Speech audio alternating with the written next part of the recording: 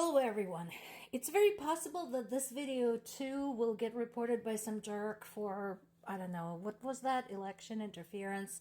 But honestly, it's not my fault that the war in Ukraine and the status of that war has become tied to the results of the US general election. I didn't make it so. It's just part of what is going on. So, at present, this being election week, tomorrow being the election day, that subject actually managed to crowd out North Korean interference out of the news. And yes, people in Ukraine do want to know what's going to happen because this affects them directly. I find it very interesting that my parents, for example, kind of have more of a common sense approach to the US election than some Americans do. And they're not the only ones. People understand that the US is a major ally. The only one comparable to them is Germany. And Germany tends to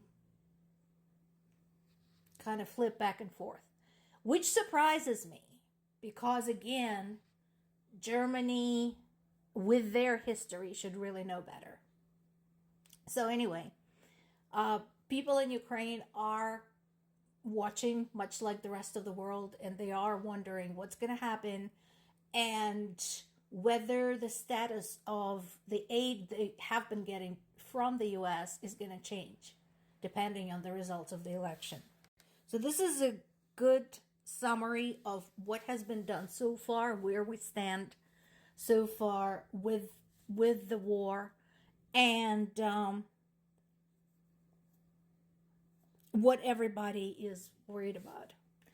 And of course, again, the biggest question remains is the question of the long-range missiles. We've talked about this before, why it makes a difference. Because, first of all, Russia doesn't have any scruples about using long-range missiles to fire from their territory, from just outside Ukrainian border, deep into Ukraine.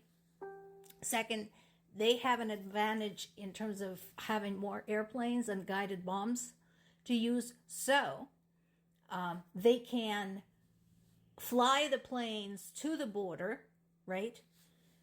Drop the bombs there, and let the bombs travel the rest of the distance where they need to go. This would have been preventable had Ukrainians had long-range missiles at their disposal, because they could have dealt preventive strikes to both Russian missile launchers and more of Russia's military airfields. So that is still in the air, and like I said, everybody's waiting with bated breath to see what tomorrow brings. Meanwhile, so this is actually really, really, really important.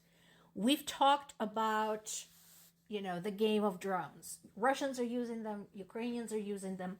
The interesting part, of course, is the sheer number of them launched.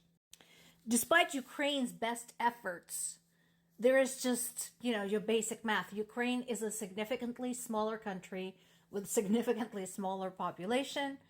And so even with civilians participating in drone assembly, Ukraine can't afford to pummel Russia with as many drones as in the other direction.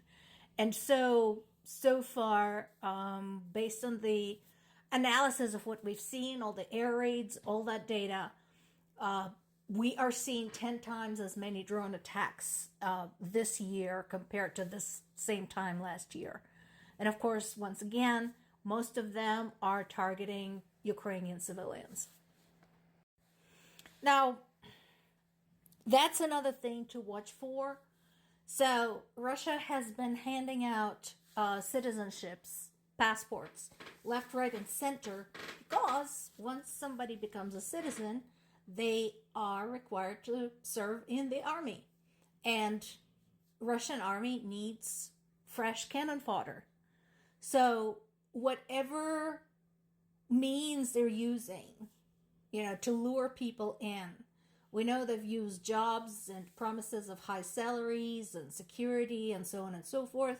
In the case with the Indian soldiers, some of the Africans, some of the South Americans. So this continues. And the fact that more countries are not speaking out against this, frankly, is surprising to me. Don't you care that some jerk sitting in Moscow is grabbing your people to throw them like it's nothing in the worst of the fighting with hardly any preparation? Don't you care about that? I mean, fine if you don't give a shit about Ukrainians, but these are your people. Rest of the world. And then this is from Who the Hell Asked You category. When I posted this on my other social media, folks immediately reacted as, why is he speaking? Why is anybody listening to this guy? And I agree with their reaction. What I find particularly amusing is that Boris Johnson is convinced that Trump is not going to mess things up for the United States because he's so passionate about the country. Sweetie, Donald Trump is not passionate about the United States. The only thing Donald Trump is passionate about is Donald Trump. He doesn't care. Look what he has done so far. So, sit down, shut up, stop saying stupid crap. We already know that one side of this election had already said they will just pull all the aid from Ukraine. They'll pull the US from NATO and let Russia rule. We already heard that. It's on record. So, just unless you have something smart and constructive to say, just don't.